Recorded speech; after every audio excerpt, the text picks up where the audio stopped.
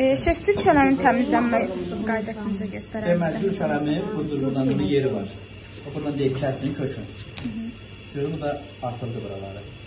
Sonra buradan belə eləyirsən, qanatları ayırırsan.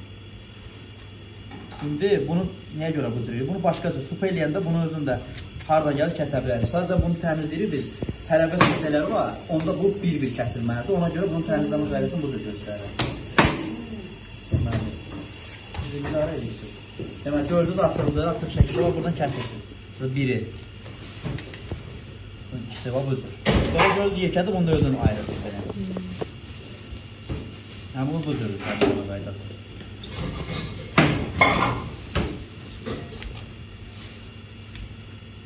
Bu supun orijinalında buğda gedir. Noxud almışıq. Hanı noxud? Oradadır. Hə. Buğda yoxdur, bildiyimiz buğda.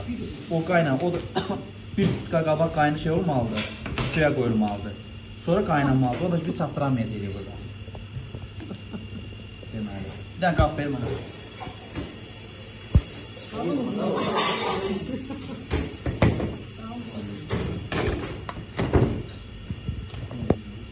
Çox pişirməyə, yalnız adam azdır.